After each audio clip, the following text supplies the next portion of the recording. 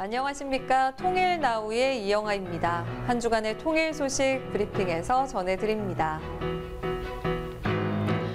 정동영 통일부 장관은 지난 27일 부호 주한 베트남 대사를 접견하고 한반도 정세와 관련해 의견을 교환했습니다. 정동영 장관은 남북 모두와 우호적 관계를 맺고 있는 베트남이 한반도 평화와 안정에 있어 중요한 역할을 해줄 것을 요청했습니다. 부호 대사는 정동영 장관이 공유한 남북 대화 재개 관련 한국 정부의 입장에 대한 이해의 뜻을 표명했습니다. 통일부는 지난 29일 가을 겨울철 화재에 대비해 2025년 통일부 본부 화재 대피 민방위 훈련을 실시했습니다. 이번 훈련은 정동영 통일부 장관을 포함한 본부 전 직원을 대상으로 화재 발생 시 대피 진압, 환자 이송, 안전교육 실습 등을 진행했습니다.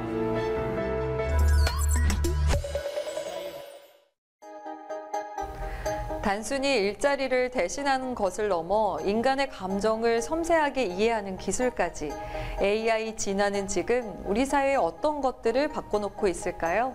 AI의 급부상, 그 두 번째 이야기입니다.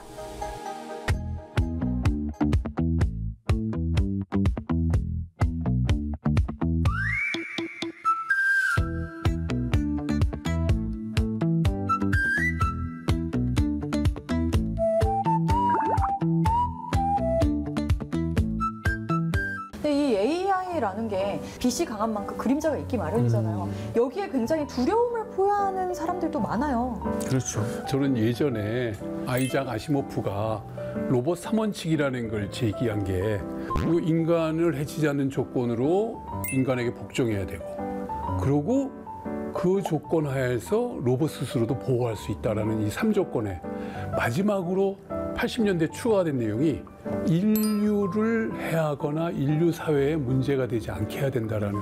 그래서 저는 굉장히 도발적인 질문을 사실 많이 던져봐요. 너도 번식하고 싶니? 네.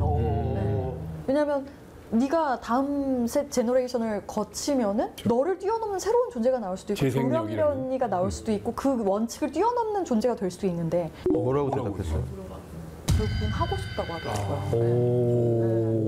근데 문제는 이게 경쟁이라고 하는 체제, 그러니까 강대국들이 경쟁하고 이것들을 선점해야 되겠다는 욕망들이 있기 때문에 브레이크를 걸기가 굉장히 어려울 거예요. 아까 말씀하셨던 빛과 그림자에서 빛으로 가기 위해서는 그러니까 우리 인류가 제도를 정하고 그리고 그것을 이렇게 멈출 수 있을 때 멈춰야 되는데, 욕망이 우리의 이성을 앞서보게 되면 경쟁이라고 하는 이 체제 안에서 나중에 결국 우리는 지배당할 수도 있다. 이제 AI가 급속도로 발전을 하고 있는데 이제 AI도 약간 이렇게 나눌 수가 있더라고요. 소프트웨어적인 AI와 하드웨어적인 AI. 우리가 일반적으로 사용할 때는 소프트한 AI를 많이 쓴다고 볼 수 있고요. 챗GPT나 제미나이 같은 경우는 다 이제 소프트한 하나의 어플리케이션으로서 사용이 많이 되고 있고요. 이제 물리적인 하드웨어를 갖게 된다. 네. 청소기. 이제 정말 이모님. 그렇죠. 3대 이모님. 네, 3대 이모님 중 하나죠. 네. 아무튼 그런 것처럼 로봇 청소기처럼 이 하드웨어를 가진 이 인공지능들이 점점점 세력을 넓히고 있다라는 게 최근의 트렌드입니다. 네.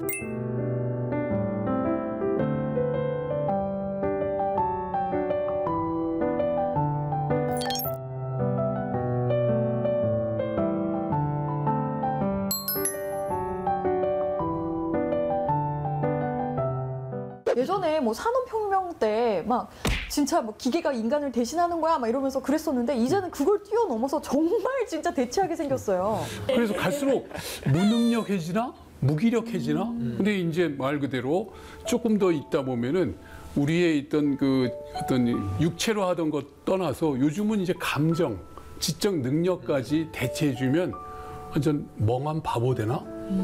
사실 그런 걱정도 돼요. 근데 이제 그걸 이제 연결을 해가지고 말씀을 드리면 이게 피지컬 AI라고 로봇을 이야기를 하잖아요. 로봇이나 그러니까 피지컬 AI가 모든 걸 대체했을 때 인간은 무엇을 할 것인가?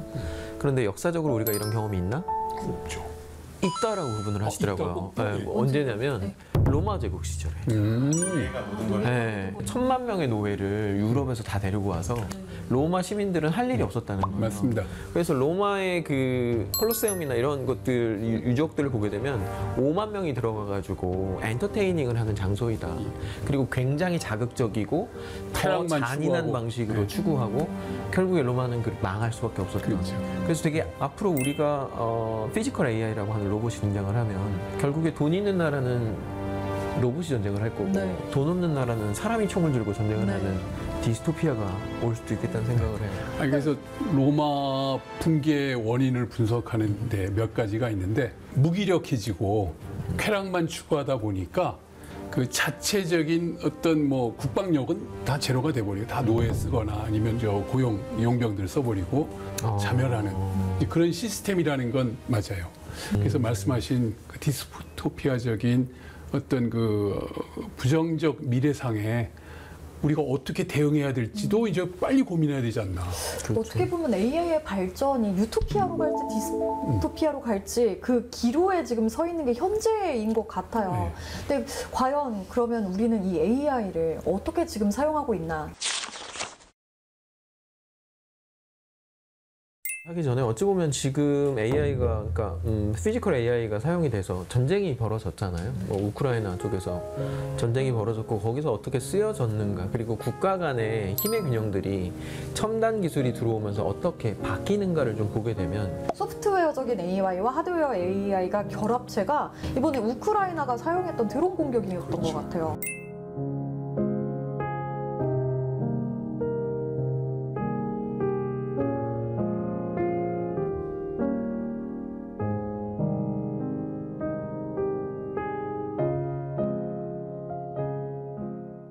이 AI가 어떻게 보면 힘의 강약을 뒤바꿀 수도 있겠구나 그걸 느꼈거든요. 맞습니다. 사실 두 발로 걸어 다니고 실제 전투를 하는 로봇이 실전에 배치되진 않았지만 예고편처럼 등장한 게 이제 드론이라고 볼 수 있는데요. 네.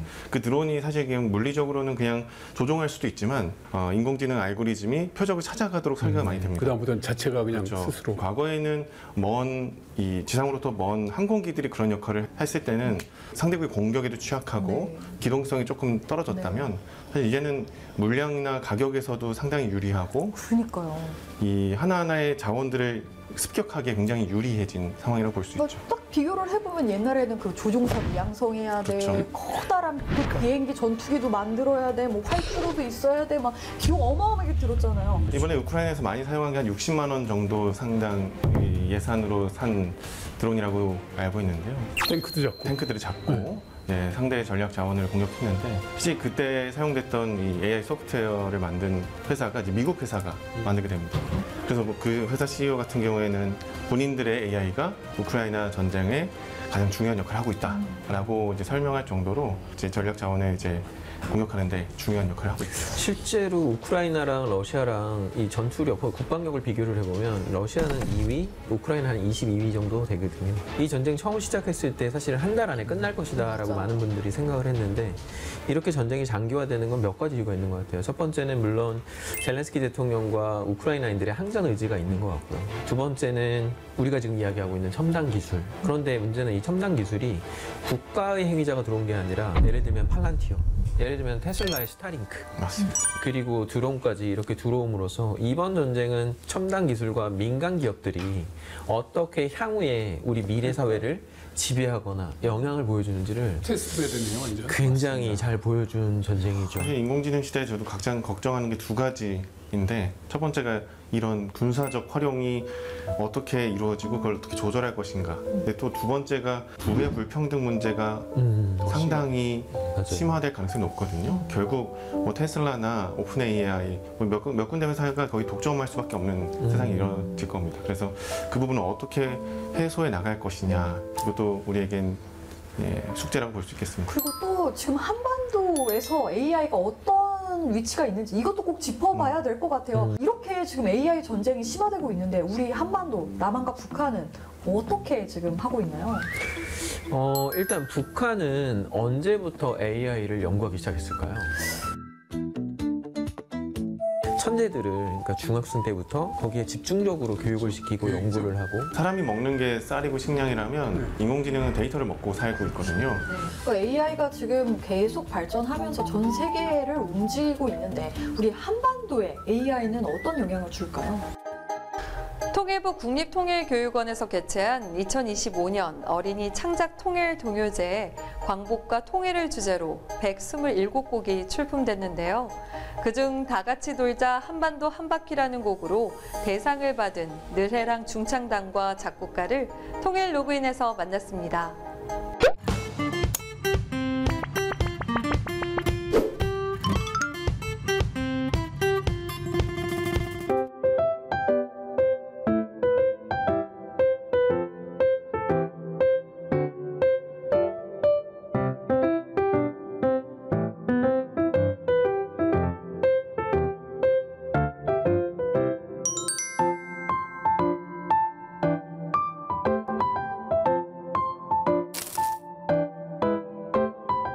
안녕하세요. 저는 이번 어린이 창작 통일동요제 2년 연속 대상을 받은 느헤랑 중창단 고혜나입니다. 저는 2025 어린이 창작 통일동요제 대상곡인 다 같이 돌자 한반도 한 바퀴를 작곡한 박은도입니다.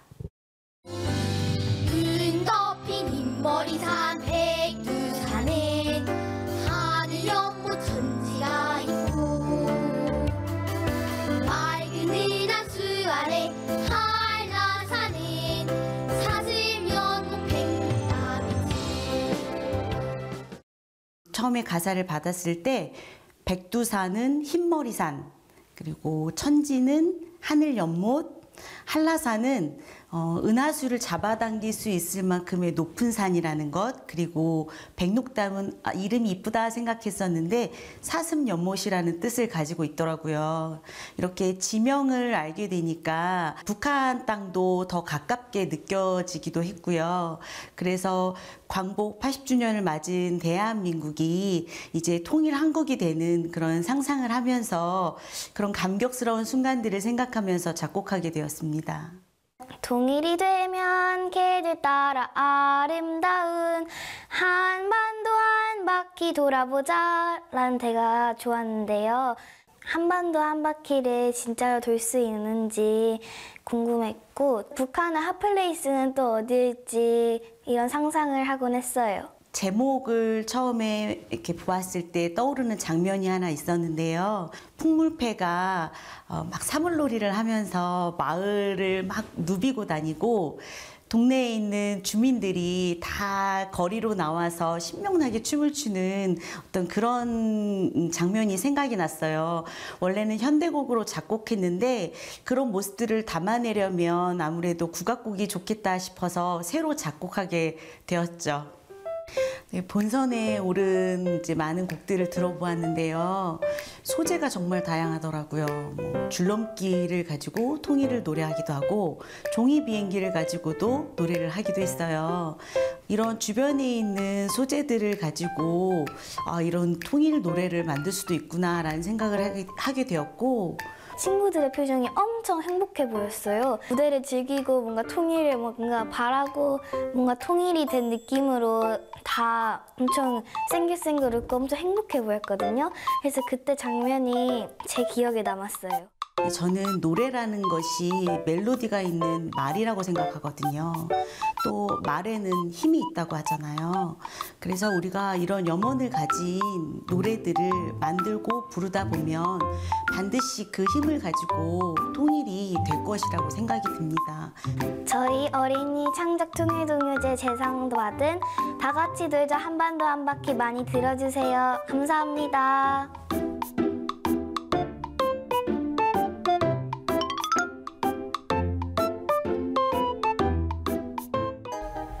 이상으로 통일 나우를 마칩니다. 시청해주신 여러분 고맙습니다.